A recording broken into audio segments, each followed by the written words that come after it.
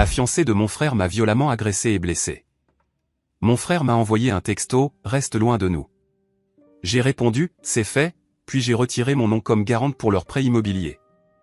Maintenant, leur prêt a été refusé. Je m'appelle Daniel. J'ai 32 ans et la fiancée de mon frère m'a brutalement agressé dans ma propre cuisine, pendant que mon frère restait là à regarder, sans rien faire. Avant que je vous raconte comment j'ai utilisé ma signature pour leur refuser le prêt immobilier de la maison de leur rêve et les démasquer au tribunal, dites-moi d'où vous regardez dans les commentaires. La première chose dont je me souviens, c'est le froid. Le carrelage de ma cuisine était incroyablement froid contre ma joue. Un goût acre et cuivré a rempli ma bouche. Du sang. Une douleur sourde et lancinante irradiait de mes côtes, faisant de chaque respiration une petite agonie calculée. J'ai cligné des yeux, essayant de dissiper le brouillard de ma vision, et je l'ai vu. Mon frère, Michael. Il ne me regardait pas. Il regardait au-delà de moi, vers la porte d'entrée, le visage figé dans un masque d'agacement, comme si mon corps affalé sur le sol était un inconvénient mineur, un désordre dont il ne voulait pas s'occuper. Il a enjambé mes jambes, en faisant attention à ne pas laisser ses chaussures en cuir coûteuses toucher mon jean, et il est sorti de mon appartement. Il n'a pas dit un mot, pas un seul. Mon téléphone, qui était tombé sur le sol pendant la bagarre, a vibré sur le carrelage à côté de ma tête. L'écran s'est allumé. C'était un texto de Michael. 4 mots qui ont brisé ce qui restait de mon cœur en 1 million de petits morceaux. Reste loin de nous. Des larmes de trahison ont piqué mes yeux, une douleur bien plus vive que ma lèvre fendue. Je suis resté allongé un instant, le froid du sol s'infiltrant dans mes os, le silence de l'appartement m'oppressant. Puis quelque chose a changé en moi. La douleur n'a pas disparu, mais elle s'est cristallisée en quelque chose de dur et de clair. La résolution. Mes doigts, qui tremblaient un instant auparavant, sont devenus fermes. J'ai attrapé le téléphone, mon mouvement lent et délibéré. J'ai tapé un seul mot en retour, un mot qui semblait avoir été forgé dans la glace. Fait. J'ai appuyé sur envoyer. Un silence terrifiant a rempli l'appartement. Qu'est-ce que « fait » signifiait pour eux? C'était un renvoi, la confirmation que leur sœur indésirable allait disparaître. Pour moi, c'était une promesse. La promesse que la Danielle qu'ils connaissaient, celle qui pardonnait toujours, qui recollait toujours les morceaux, avait disparu pour toujours. Pour comprendre pourquoi cette trahison m'a si profondément blessé, il faut comprendre ma famille. Tout a toujours tourné autour de Michael. J'étais la responsable, celle avec la carrière stable et le salaire plus élevé. Mais ce n'était que des faits. Du bruit de fond. Michael était l'histoire. Je me souviens d'un dîner de Noël il y a quelques années. Il a annoncé qu'il avait eu une petite augmentation à son poste de débutant. Ma mère rayonnait, levant son verre comme s'il venait de gagner un prix Nobel. À mon fils, qui bâtit son empire, a-t-elle déclaré à toute la pièce. Toute la famille a applaudi. Plus tard dans la soirée, j'ai mentionné discrètement que je venais de décrocher le plus grand projet de ma carrière, une énorme promotion accompagnée d'une augmentation de salaire significative et d'options sur actions. Ma mère m'a juste tapoté la main, ses yeux cherchant déjà Michael dans la pièce. « C'est bien, ma chérie », a-t-elle dit d'un air distrait. Mais ne te surmène pas trop. Tu ne veux pas intimider les maris potentiels. Le vrai trésor d'une femme, c'est sa famille. Michael est resté assis là, savourant les éloges, sans rien dire. Il ne le faisait jamais. C'était la même histoire après les funérailles de notre grand-père. Le petit héritage qu'il avait laissé a été discrètement utilisé pour aider Michael à verser un acompte pour une nouvelle voiture tape à accent grave l'œil dont il n'avait pas besoin. Tandis qu'on me disait que je m'en sortais assez bien toute seule. Je n'étais pas une fille dans laquelle il fallait investir. J'étais le filet de sécurité de la famille, une ressource à exploiter en cas de besoin. Je me souviens d'une autre fois, quand nous étions adolescents. Michael avait emprunté la montre vintage de notre père sans demander et l'avait perdue à une fête. Quand mon père l'a découvert, Michael m'a immédiatement pointé du doigt. Et j'ai bêtement endossé la responsabilité, travaillant à un misérable petit boulot pendant des mois pour payer un remplacement, juste pour maintenir la paix. C'était mon rôle, la pacificatrice, celle qui résout les problèmes, le pilier invisible qui soutenait tout. Et puis Sarah est arrivée. Quand Michael l'a ramenée à la maison pour la première fois, elle était silencieuse, un peu perdue, tout en grands yeux et avec une triste histoire sur son passé difficile. J'ai eu de la compassion pour elle. J'y ai vu une âme sœur, une autre femme qui essayait de trouver sa place dans le monde. Quand elle avait du mal à trouver un travail et un logement, c'est moi qui l'ai aidée. Je ne me suis pas contenté de co-signer son premier bail d'appartement. Je me suis assise avec elle pendant des heures pour l'aider à refaire son CV. Je lui ai même avancé la caution et le premier mois de loyer, sans poser de questions, en lui disant de me rembourser quand elle le pourrait. Elle a pleuré et m'a appelé la sœur qu'elle n'avait jamais eue. Je l'ai défendue auprès de mes amis quand ils chuchotaient qu'elle semblait opportuniste, un peu trop douée pour jouer la victime. Elle a juste besoin d'une chance, insistais-je. Elle fait partie de la famille maintenant.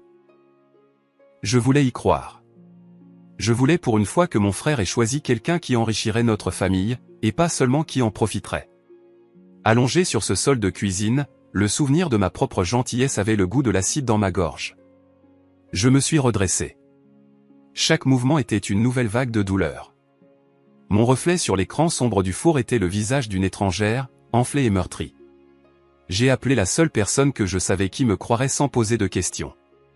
Ma meilleure amie depuis la maternelle, Jessica. Jess, ai-je chuchoté, ma voix se brisant.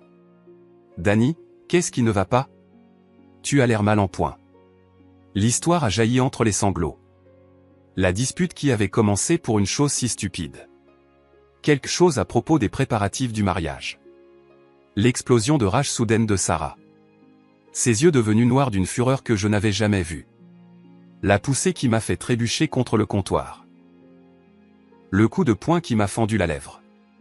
Et le pire de tout, l'indifférence glaçante de Michael, qui se tenait près du réfrigérateur en sirotant une bière. Jessica n'a pas hésité.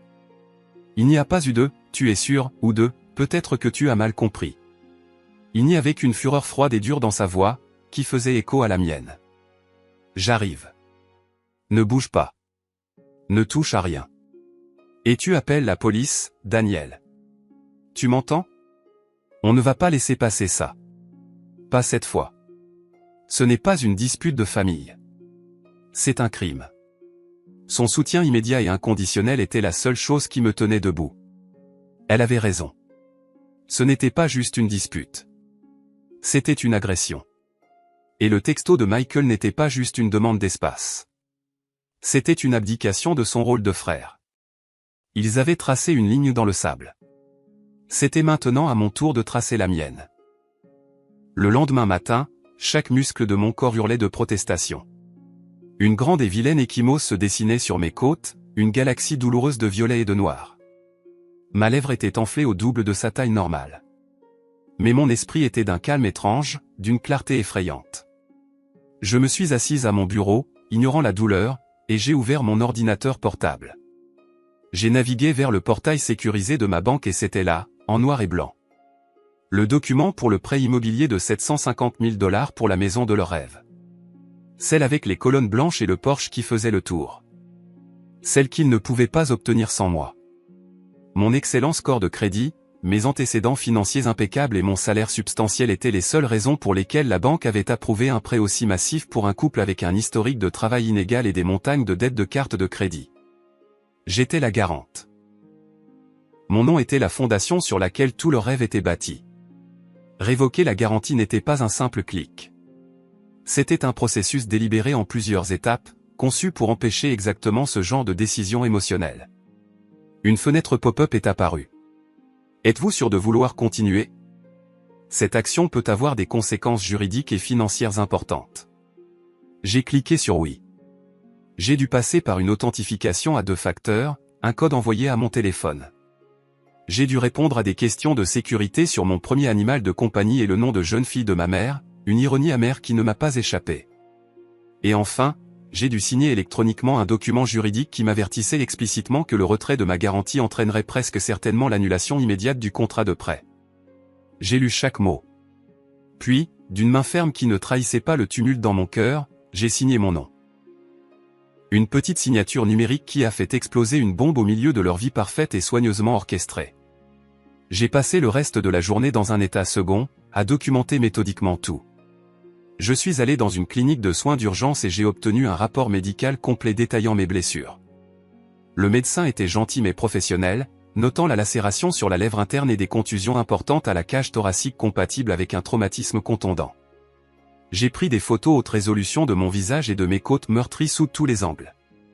La douleur était un rappel constant et lancinant de ce qu'ils avaient fait, alimentant ma froide résolution. L'appel est arrivé l'après-midi suivant. C'était Michael. Sa voix était un cri frénétique et aigu que je n'avais jamais entendu auparavant. Le son d'un enfant gâté à qui on vient de prendre son jouet préféré. « Daniel, qu'est-ce que tu as fait? La banque vient d'appeler. Le prêt a été refusé. Ils ont dit que le garant s'était retiré. Qu'est-ce que tu as fait? » J'ai laissé le silence flotter dans l'air un instant, savourant sa panique. Puis j'ai parlé, ma voix dénuée de toute émotion. « J'ai fait ce que tu as demandé, Michael. Je reste loin de vous. Cela inclut mon nom, mon crédit et mes finances. » J'ai raccroché avant qu'il ne puisse répondre. Ce soir-là, la porte de mon appartement a tremblé sous la force de leurs coups. Ce n'était pas un toc-toc. C'était une agression. J'ai regardé par le Judas. C'étaient eux, leurs visages tordus de rage et d'incrédulité. Ils ressemblaient à des animaux piégés, sauvages et dangereux. « Daniel, ouvre cette porte !» a hurlé Sarah, sa voix assez stridente pour briser du verre. « Tu es en train de tout gâcher. Notre maison, notre avenir, notre mariage. »« Danny, s'il te plaît, » a supplié Michael, sa voix se brisant, essayant une tactique différente. « On peut en parler. Ne nous fais pas ça. Pense à maman et papa. Pense à tout ce qu'on a traversé. » Je suis resté là, à les regarder à travers le petit cercle de verre. Leur désespoir ne me donnait aucune satisfaction, seulement un profond sentiment de vide. Ils n'étaient pas désolés pour ce qu'ils avaient fait. Ils étaient désolés de s'être fait prendre. Ils étaient désolés qu'il y ait des conséquences. J'ai calmement bloqué leur numéro sur mon téléphone, désactivé ma sonnette et suis retourné à mon ordinateur. J'ai ouvert un nouveau dossier et les nommé preuves pour le tribunal. Les premiers fichiers que j'ai sauvegardés étaient les photos de mes blessures. Les jours suivants ont été un enfer particulier. La douleur physique a commencé à s'atténuer, mais l'agression émotionnelle s'est intensifiée. Ça a commencé, comme toujours, avec ma mère. Elle a appelé, sa voix dégoulinant de déception, non pas pour ce qui m'était arrivé, mais pour ce que j'avais fait. « Michael m'a tout raconté », a-t-elle commencé. Pas de préambule, pas de « comment vas-tu ? Comment peux-tu être si égoïste, Daniel, après tout ce que nous avons fait pour toi? Tu détruis le bonheur de ton frère pour un petit désaccord. Un petit désaccord. » J'ai senti l'air quitter mes poumons. Maman, elle m'a agressé. Elle m'a frappé au visage. Michael est resté là à regarder. « Oh, ne sois pas si dramatique », a-t-elle raillé, sa voix sèche. Sarah est sous beaucoup de stress avec le mariage et la nouvelle maison. Tu l'as probablement provoqué. Tu sais comment tu peux être avec tes opinions et ta carrière. Tu mets les gens mal à l'aise. Comment je peux être? Les mots m'ont frappé comme un coup physique. J'étais le problème. J'avais toujours été le problème. J'étais trop indépendante, trop brillante, trop. Je n'étais pas la fille douce et docile qu'elle voulait. Il faut que j'y aille, maman, ai-je dit, ma voix plate. J'ai raccroché le téléphone et les vannes se sont ouvertes. J'ai glissé le long du mur de mon couloir et j'ai sangloté. Des sanglots laids, déchirants, pour la famille que j'aurais aimé avoir. Pour la mère qui ne me protégerait jamais, pour la petite fille en moi qui désirait encore bêtement son approbation. Jessica m'a trouvé comme ça 1 heure plus tard, un tas informe sur le sol. Elle s'est juste assise avec moi, me tenant la main jusqu'à ce que les larmes cessent. Le lendemain, un appel est venu de ma tante Carole. « Daniel, ma chérie », a-t-elle commencé, sa voix sirupeuse de fausse inquiétude. « Ta mère m'a dit ce qui s'est passé. Je suis si déçu de toi. Ton frère a le cœur brisé. Il pourrait perdre la maison. Tu dois penser à la famille. » C'est à ce moment-là que j'ai compris. Ce n'était pas seulement Michael et Sarah. C'était tout un système, une dynamique familiale construite sur les fondations de mon silence et de mon sacrifice. Et j'en avais fini d'être la fondation. Juste au moment où je commençais à me ressaisir, le coup de grâce est arrivé. Une lettre recommandée. Mes mains tremblaient en l'ouvrant. C'était une ordonnance restrictive temporaire déposée par Sarah contre moi. Le document était une œuvre de fiction, un chef-d'œuvre de manipulation psychologique. Il me dépeignait comme une future belle-sœur déséquilibrée et jalouse qui la harcelait depuis des mois, qui était obsédée par mon frère et qui l'avait violemment confronté. Ils essayaient d'inverser les rôles pour me qualifier légalement d'agresseur. Pendant un instant, j'ai ressenti une vague de pur désespoir. Comment pouvais-je lutter contre ça? C'était leur parole, la parole du couple parfait et heureux, contre la mienne. Mais ensuite, j'ai regardé le dossier sur le bureau de mon ordinateur. Preuve pour le tribunal. Et un sourire froid et dur a effleuré mes lèvres. Merci, ai-je pensé. Vous venez de me donner une scène, et j'ai tout le script. J'ai immédiatement pris le téléphone et appelé une avocate que Jessica m'avait recommandée, une avocate requin spécialisée dans les conflits familiaux. Le jour de l'audience, l'air dans la petite salle d'audience du tribunal de la famille était chargé de tension. J'étais assise avec Jessica d'un côté, mon avocate, Maître Davis, à côté de moi. De l'autre côté de l'allée se trouvait Sarah, Michael et ma mère, un front uni de victimisation.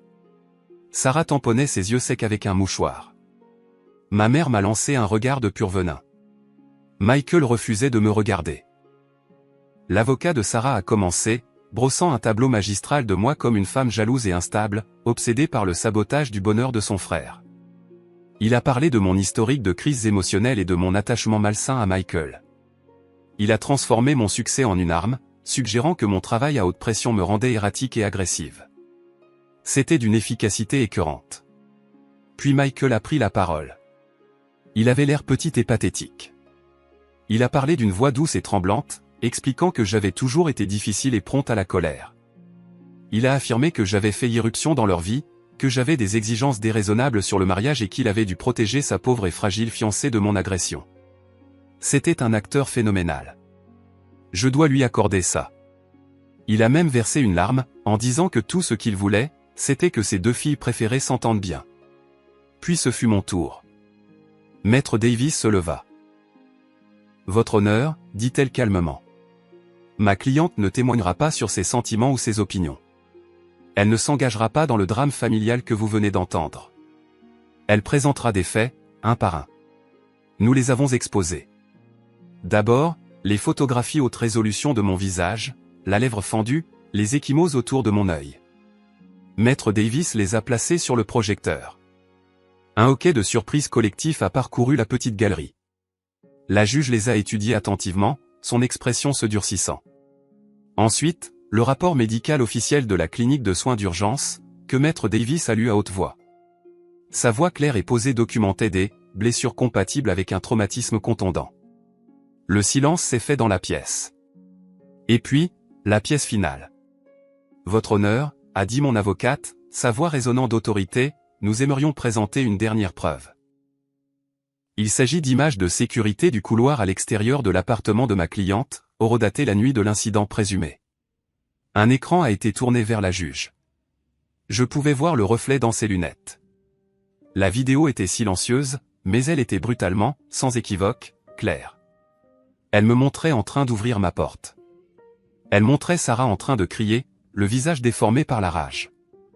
Elle la montrait se jetant sur moi, me repoussant dans l'appartement avec une telle force que j'ai trébuché hors du champ de la caméra.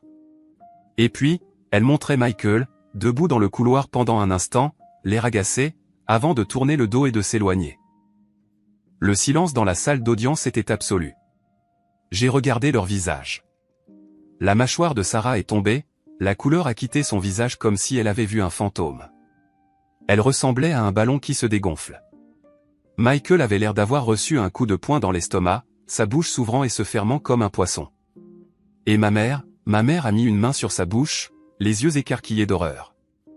Mais ce n'était pas de l'horreur pour moi. C'était l'horreur de voir leur récit parfait, leur mensonge soigneusement construit, s'effondrer en poussière sur un moniteur de tribunal, à la vue de tous. Le marteau de la juge s'est abattu avec un claquement qui a fait sursauter tout le monde. La demande d'ordonnance restrictive est rejetée, a-t-elle dit, sa voix comme de la glace. Elle a regardé directement Sarah, ses yeux flamboyants. Et je vous conseille, madame, que le dépôt d'une fausse déclaration à la police et le parjure sont des crimes graves. Tout comme les voies de fait. Vous avez de la chance que mademoiselle Evans ne porte pas plainte aujourd'hui. L'audience est levée. C'était fini. La vérité avait gagné. Alors que nous sortions de la salle d'audience, Jessica m'a serré fort dans ses bras. « Tu l'as fait ?» a-t-elle murmuré, la voix pleine d'émotion. « Tu l'as vraiment fait. » Ma mère a essayé de m'approcher, son visage un mélange de confusion et de honte. « Daniel, je ne savais pas » a-t-elle balbutié.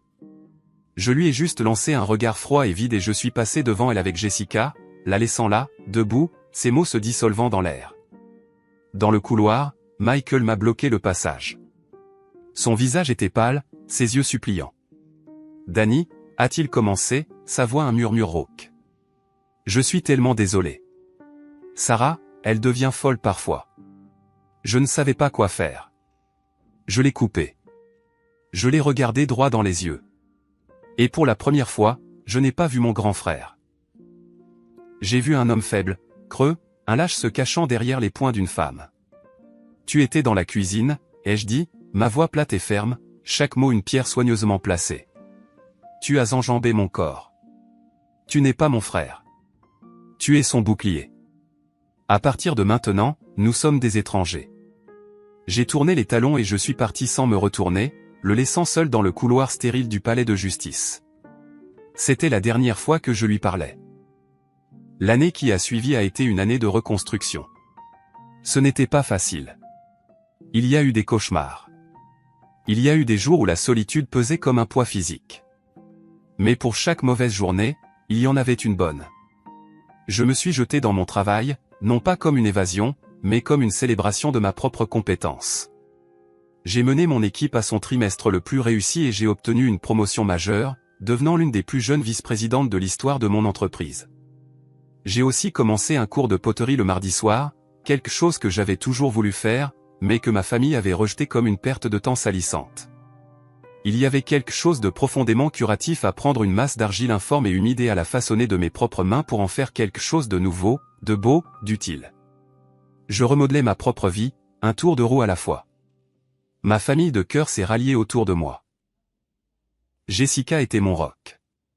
Mes amis, ceux qui avaient vu clair dans le jeu de Sarah depuis le début, m'ont entouré d'amour et de rire. Un soir, j'ai organisé un dîner dans mon appartement. La pièce était remplie des bruits de mes amis qui parlaient, riaient, savouraient la nourriture que j'avais préparée. C'était chaleureux, lumineux et réel. C'était tout ce que mes dîners de famille n'étaient pas. C'était ça, la famille. Celle que j'avais construite. Celle que j'avais méritée. Il y a quelques mois, une lettre est arrivée. J'ai reconnu l'écriture de Michael. Ma main n'a même pas tremblé. Je l'ai tenue longtemps, ne ressentant rien. Pas de colère, pas de curiosité, juste une quiétude silencieuse. Par un sentiment de finalité détaché, je l'ai ouverte. C'était exactement ce à quoi je m'attendais, des excuses confuses et pleines d'apitoiement. Lui et Sarah avaient rompu. Un divorce houleux en perspective. Il suivait une thérapie. Il travaillait sur lui-même. Il était désolé. Il voulait récupérer sa sœur. J'ai pensé à toutes les années où j'avais désiré son approbation, sa protection, et j'ai réalisé que je n'en avais plus besoin. Ma paix m'appartenait. Ma force m'appartenait. Le pardon n'est pas un interrupteur que l'on actionne. C'est un pont que l'on construit pierre par pierre. Et je n'avais aucun intérêt à construire un pont vers un endroit qui ne m'avait jamais causé que de la douleur. J'ai déchiré la lettre en 2, puis en 4, et j'ai jeté les morceaux dans la poubelle de recyclage. Maintenant, 1 an plus tard, je suis sur le balcon de mon appartement. Le soleil est chaud sur mon visage. J'arrose un petit cactus têtu que j'ai acheté après l'affaire au tribunal. Quand je l'ai acheté, ce n'était qu'une masse verte et piquante. Ce matin, j'ai remarqué quelque chose de nouveau. Une petite fleur rose brillante avait éclos tout en haut. Avant, je pensais que la force, c'était de ne pas avoir de cicatrices. Maintenant, je sais que c'est ce qu'on fait pousser à partir d'elle. J'ai survécu. Pas seulement à l'agression physique, mais à la blessure plus profonde de la trahison familiale. Et j'ai appris que le foyer le plus important que l'on puisse jamais avoir est celui que l'on construit à l'intérieur de soi. J'ai pris une grande bouffée d'air frais du matin. Pour la première fois depuis très longtemps, je me suis senti complètement et totalement libre. La porte derrière moi était ouverte, prête pour tout ce qui allait suivre. Merci beaucoup d'avoir écouté mon histoire. Ce n'était pas facile à partager, mais j'espère que cela aidera quelqu'un qui se sent piégé ou invisible. Ma question pour vous est la suivante, avez-vous déjà dû prendre la décision difficile de couper les ponts avec un membre toxique de votre famille? Racontez-moi votre histoire dans les commentaires ci-dessous. Et si mon histoire a résonné en vous, s'il vous plaît, mettez un « j'aime » à cette vidéo et abonnez-vous pour ne rien manquer. Ça aide vraiment la chaîne.